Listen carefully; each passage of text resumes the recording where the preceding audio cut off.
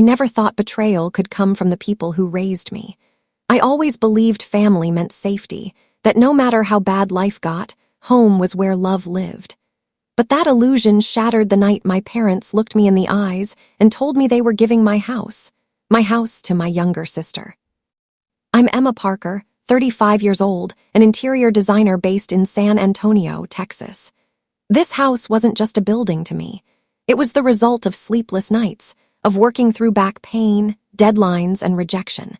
Every inch of it, from the curved staircase to the sunlight bouncing off the marble counters, was a reflection of my life's work. It wasn't just mine legally, it was mine emotionally. When my parents, Daniel and Sarah, arrived that evening with my sister Grace and her 2 children, I thought it was just another family dinner. We hadn't been close in years, but I wanted to believe we were trying to mend things. I even prepared their favorite meal, roast chicken, garlic potatoes, and my mother's favorite wine. I set the table carefully, almost childishly hoping it would feel like family again.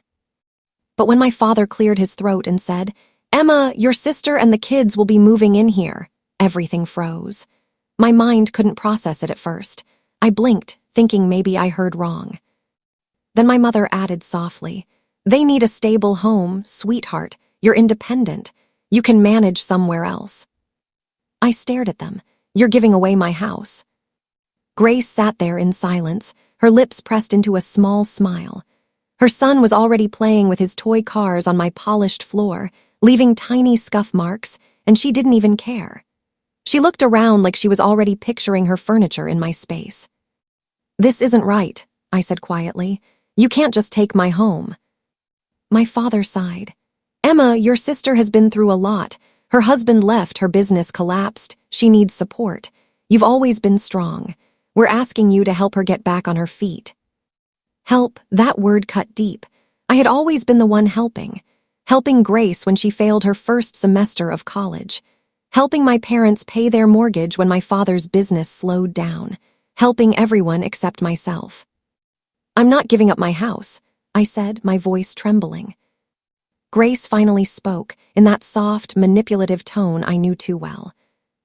Come on, you live alone. You have money, a career, I have 2 kids. Do you really need all this space?" Her words stung because they were laced with guilt. She always knew how to twist my emotions. I stood up from the table. "Dinner over," I said quietly. "Get out." My mother gasped. "Emma, don't talk like that." But I couldn't stand there another second. Watching them look at me like I was the selfish one made me sick. That night, I sat on the edge of my bed, staring at the walls I'd painted myself. For the first time, I realized something. I was the only one in this family who ever stood on her own. They called it strength, but they used it as an excuse to take from me. The next morning, my parents sent message after message, saying they didn't mean to upset me. Grace sent a voice note pretending to be sweet, telling me it was just a temporary arrangement.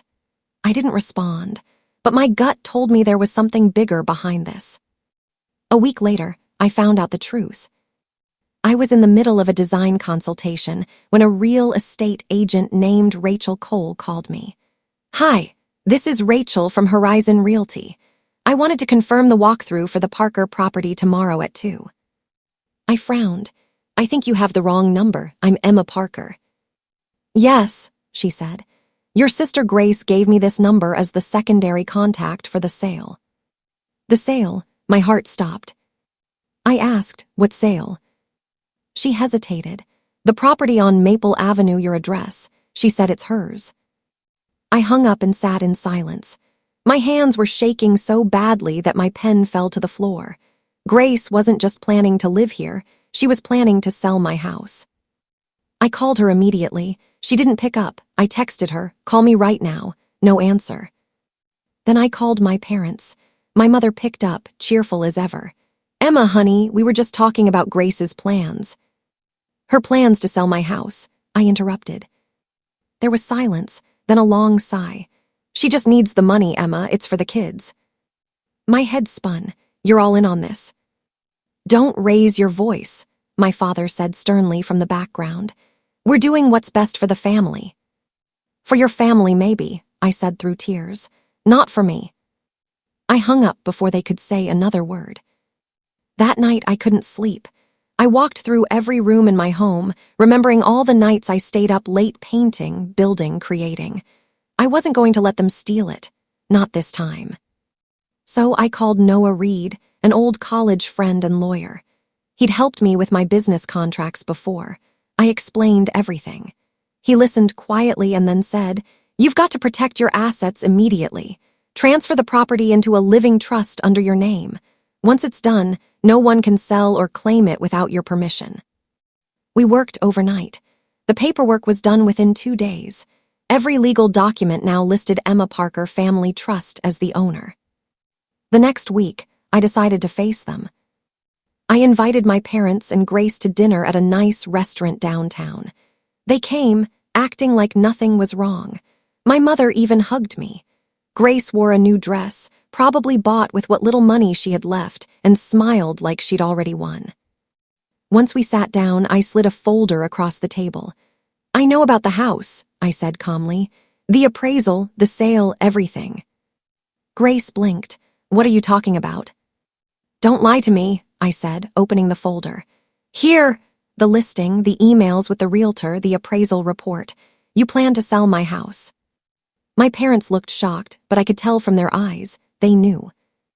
"You're overreacting," my father said quietly. "We just wanted to help Grace." I turned to him. "By stealing from me." Grace's mask slipped. "Oh, please, Emma, you've always had it easy. You got the nice job, the fancy house. Mom and Dad barely helped me when I was struggling." I laughed bitterly. "You mean when they gave you my inheritance?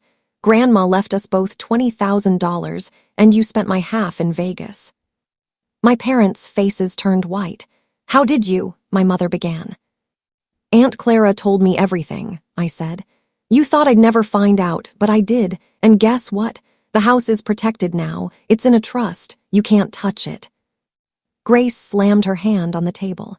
"You think you can just cut your family off like that?" I leaned forward. "I think I can stop letting you use me." The entire restaurant went quiet. I stood up, took my bag, and left them there in silence.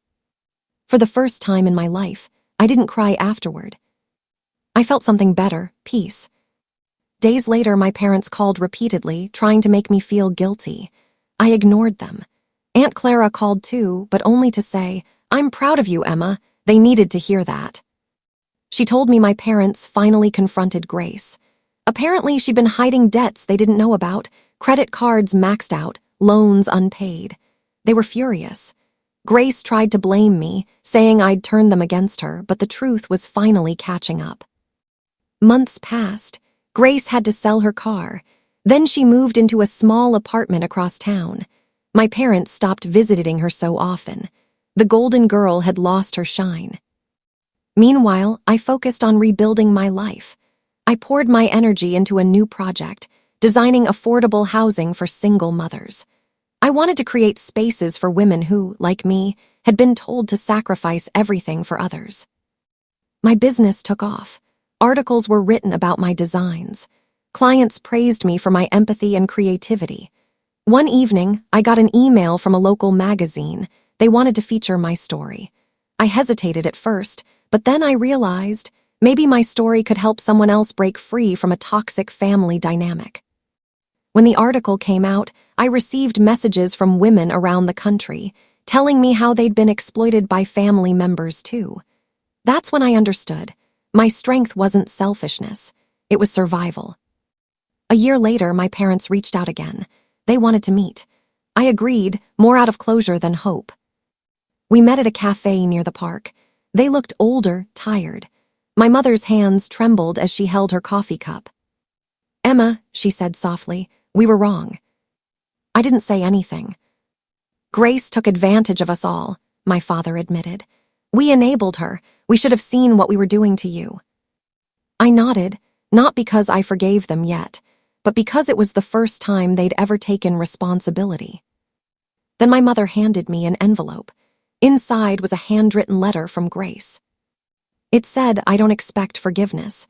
I just want to say thank you for finally doing what I couldn't, standing up to them." I folded the letter carefully and put it away. I hope she finds peace, I said. My father looked at me with regret. We're proud of you, Emma. For the first time, I believed him. Now, when I come home every night, I look around at the walls I built and smile. This house isn't just bricks and paint. It's proof that I took control of my life, that I stopped being the forgotten daughter and became my own person. Sometimes I still think about that family meeting, the way my parents sat me down and said they were giving my house away. I used to replay it with pain. Now I replay it with gratitude, because that was the moment I stopped waiting for their approval. It was the moment I chose me.